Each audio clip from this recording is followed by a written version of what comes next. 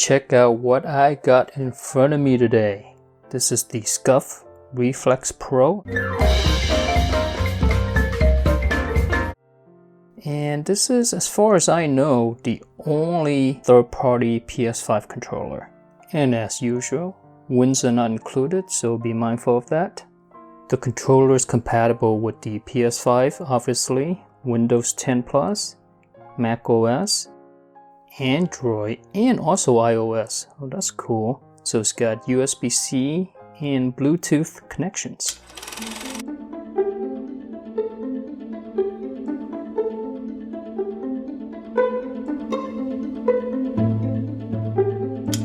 Here it is. Look how slick it is. It's all black and it's matte all around up here, including the trackpad here. This is also matte, but it's very smooth. I like it a lot. I know that this may be a little nitpicky, but I wish this little Scuf logo isn't here. It kind of breaks up the all black and gray aesthetic of it. As you can already tell, this looks suspiciously like something that you're probably used to if you own a PS5. And that's this guy. They practically look identical. All the button placements are identical, even down to the speakers, the logos, and then the mute button as well. If you're used to using the DualSense, you're going to be right at home with this guy. In terms of weight, the Scuf controller is a little heavier than the PS5 controller. And that's probably due to the additional buttons here on the back. There's this little mechanism. And there's also this rubbery grip as well on the Pro version of the Reflex. This thing is nice, let me tell you. It comes with this super long USB-C cable. Very fancy looking. We also get 2 additional sticks. One long one and one short one. I'm happy with these sticks, so I'm not going to change it out. But if you do want to change it out, just pry this thing open on the back here. Just pops right out. Here you go, and that's where you change it. Check this out. They even put their brand on the joysticks as well. As you know, the DualSense has some special features like haptic feedback, the adaptive triggers, and also there's speakers and whatnot over here as well. So all of that works on this guy here. As I walk on different surfaces here, I can feel the difference in terms of the vibration of the controller. Is so cool. The motion control works exactly like the DualSense, and then you can really feel the triggers working, the adaptive triggers. So you have to press it all the way to grab onto it. I can't fully press it in. I gotta use some force. There you go. See that? That's super cool. And I'm thinking this is why the controller costs so much, because of all the technology that's in here. Oh, I really feel the vibrations.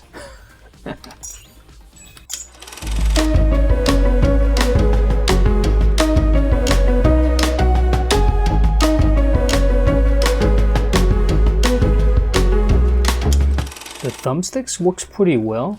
I would say they have the same resistance as the DualSense controller. So here it is.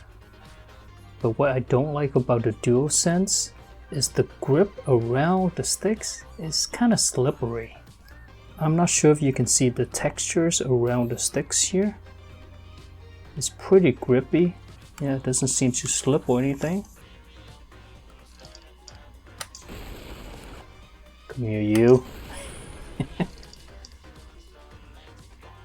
There you are.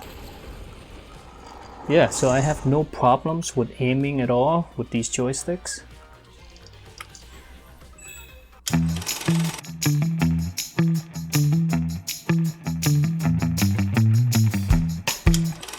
Check out how cool these face buttons are. They're just black. Look at that.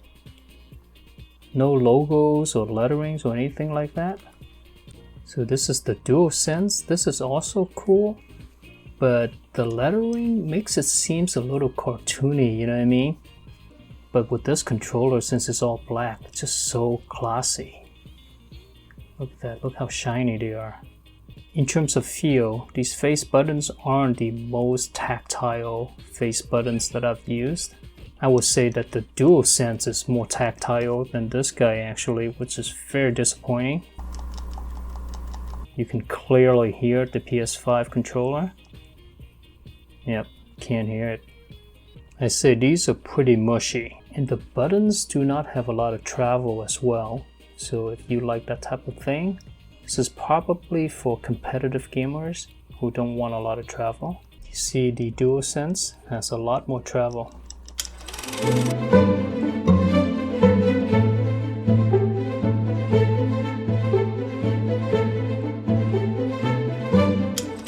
The adaptive triggers are pretty cool.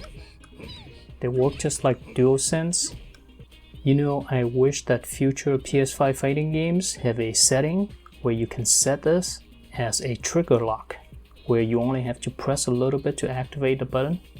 The shoulder buttons are nice and big and they're easy to hit. Pretty tactile, I would say, although they kind of protrude out a little bit, so sometimes in the heat of battle, I would accidentally hit them.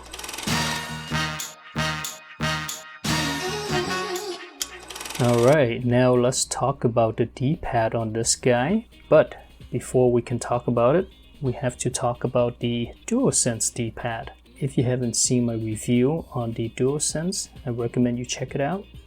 But to summarize, I have a huge problem with this D-pad. Even though the D-pad looks like it's 4 separate buttons, but it's not. Everything here is connected, so it's a one-piece D-pad, meaning if I press one button, all of the other buttons move along with it. And this is a huge problem because when I press one of the directions on the side, it activates the adjacent direction, causing me to miss inputs. It's not good at all. Now, what about this guy? Is this guy any better? Well, I'm gonna press down here. And as you can see, all the other buttons move along with it as well. So this is also a one-piece D-pad.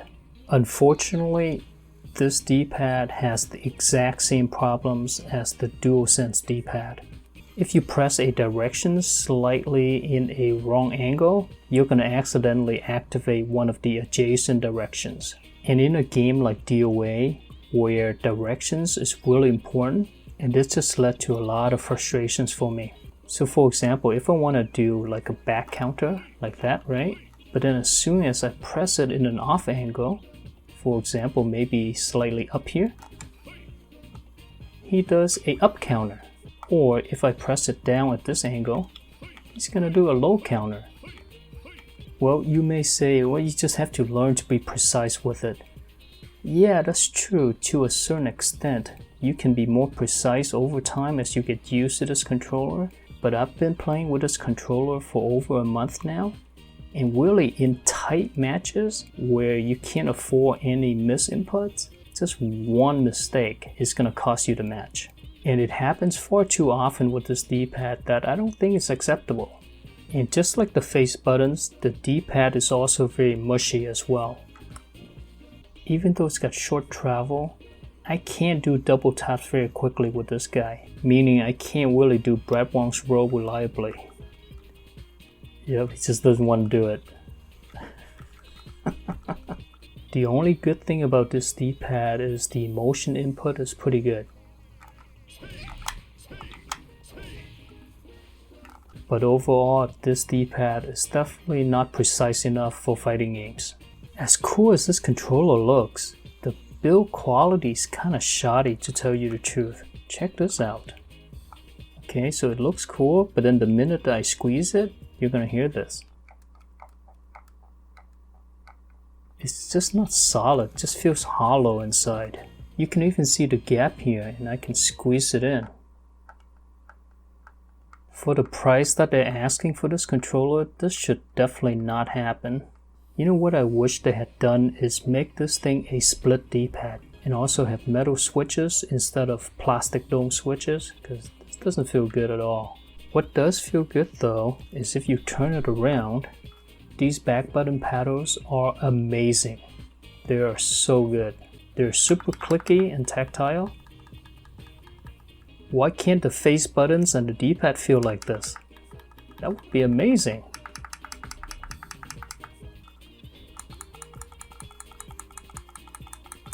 Another thing about this is these guys are detachable, so you can take them off. Just put them down. I feel like I'm gonna break it. Here we are. Look at how long this thing is. So it goes in there. And then you can also do this with each of the paddles here. Alright, make sure it snaps in place. The 4 paddles get slid in to this little attachment right here. And this attachment itself is snapped onto the controller, so it's not part of the controller. It just feels like they just slap it on. You know what this looks like to me? It looks like a crab. Right? Alright, it's that time. What do you say we do a quick input lag test on this controller? Here's our results. So the minimum input lag is 1.1, maximum is 4.0. On average, we got 3.73 milliseconds per input delay, and the polling rate is at 267. Let's take a look to see how that compares to other controllers. The Reflex Pro essentially has the same input lag as the DualSense. So on average, the DualSense is 3.85. The Reflex got 3.73. With the polling rate, the Reflex is tiny bit faster than the DualSense. Therefore, we get a little bit less of input lag, but it's so minute you won't even notice it. According to my data here, the Reflex Pro has the fastest input lag so far of all the controllers I've tested. So, in the end, is this controller good for fighting games? Absolutely not. The D-pad is a deal breaker to me. Although I do like everything else about the controller. I love the look of it. I like the back buttons. The sticks are pretty grippy.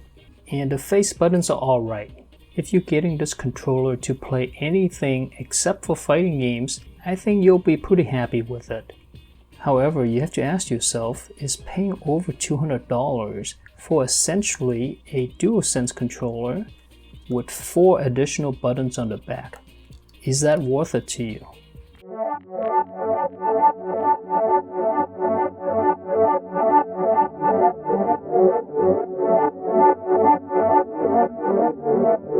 Alright, that's gonna be it for me. Hopefully you enjoyed the video. Don't forget to subscribe if you want more controller reviews, and take care now.